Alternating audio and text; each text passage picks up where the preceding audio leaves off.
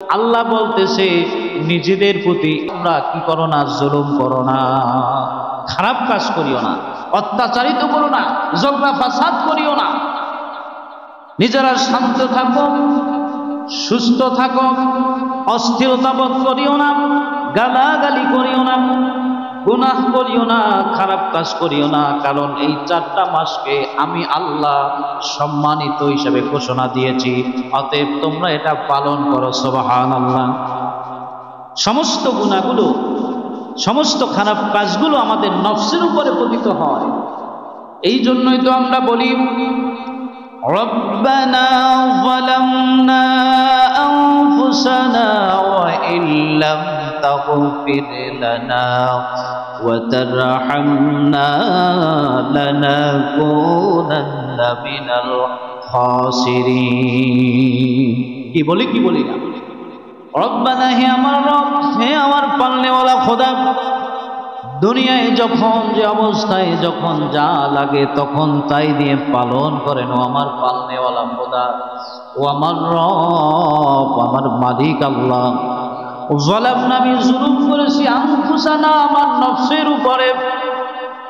আনফুসানা এই জায়গায় উল্লেখ করা হয়েছে, আল্লাহ পাক বলছেন আনফুসানা, আমার নফসের উপরে। তোমাদের নফসের উপরে তোমরা গুনাহ করো, খারাপ কাজ পতিত হয় কোথায়? সবাই বলেন নফসের উপরে। কোথায়? নফসের উপরে। এই জন্য বলা হয়েছে আনফুসানা, হে আমার রব, আমি জুলুম করেছি আনফুসানা, আমার নফসের উপরে। ওয়া তারহামনা, আপনি যদি আমার প্রতি রহম না করেন, ক্ষমা না করেন, দয়া না করেন, মাফ না করেন, লানাকুনান্না মিনাল খাসিরিন, আমি ক্ষতিগ্রস্ত হয়ে যাব, আমি জুলুমকারী হয়ে যাব, আমি অন্যায়কারী হয়ে যাব, আমি জাহান্নামের কয়েদি হয়ে যাব, জাহান্নামের আসামি হয়ে যাব। তোমরা জুলুম করো না, অত্যাচার করো না। ভাইরা আমার, বন্ধুরা আমার, আল্লাহ রাব্বুল আলামিন এই পৃথিবীর জমিনে যতগুলো কাজ করার জন্য হুকুম দিয়েছেন, এই সব কাজের মধ্যে সবচাইতে বড় জুলুম হলো আল্লাহ পাকের সাথে শিরক করা। এই জন্য বলা হয় ইন্নাশ শিরকা লাযুলমুন আযীম, শিরকটা হলো সবচাইতে বড় জুলুম। এই জন্য বাজান, এই মাস থেকে আমাদেরকে বুঝতে হবে আল্লাহর সাথে কাউকে শিরিক করা যাবে না। ঠিক কিনা বলেন? আল্লাহ রাব্বুল আলামিন জান্নাতীদেরকে জান্নাত দিয়ে দিবে, জাহান্নামীদেরকে জাহান্নাম দিয়ে দিবে। এরপরে আল্লাহ রাব্বুল আলামিন জান্নাতীদেরকে বলবেন, হে আমার জান্নাতবাসীরা, আমি যে তোমাদেরকে বড় বড় নিয়ামত দিয়েছি, তোমাদেরকে অনেকগুলো খাবার দিয়েছি, ফলমূল দিয়েছি, তোমাদেরকে তোমরা যা চাইতে তার চাইতে আমি বেশি দিয়েছি, এখনো যদি তোমাদের কারো কিছু চাওয়ার থাকে আমাকে বলো। আল্লাহ রাব্বুল আলামিনের কাছে বান্দা বলবে, হে রব, আপনি আমাদেরকে যা দিয়েছেন এই সব কিছু আমরা কোনোদিন কল্পনাও করি নাই, আমাদের কল্পনার বাহিরে এত দিয়েছেন, এত দিয়েছেন, যা পেয়েছি শুকরিয়া আপনার দরবারে, আমাদের আর কিছু লাগবে না। সুবহানাল্লাহ।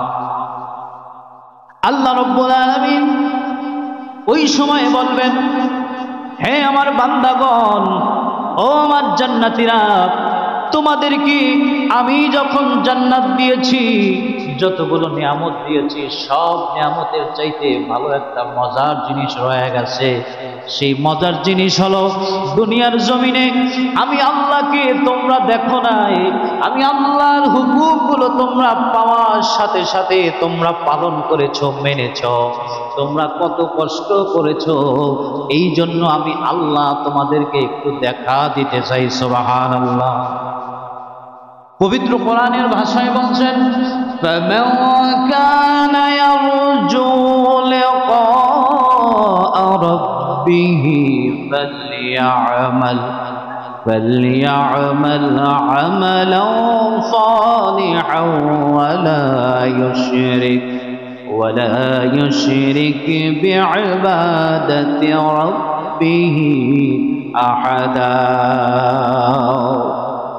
আল্লাহ রাব্বুল আলামিন বলেন, যেই ব্যক্তি আমি আল্লাহকে দেখতে চাই, আমি রবের দর্শন যিনি চায়, আমি রবকে যিনি দেখতে চায়, তিনি যেন শিরিক মুক্ত ইবাদত করে, ইবাদতের মধ্যে যেন কাউকে শরীক না করে।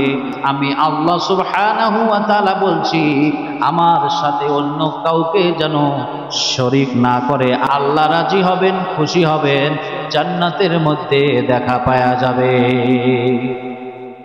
তাহলে বুঝলাম শিরিক এমন একটা জুলুম, এই জুলুম কোনো ব্যক্তি যদি করে তাহলে আল্লাহর দেখা পাবে না সে।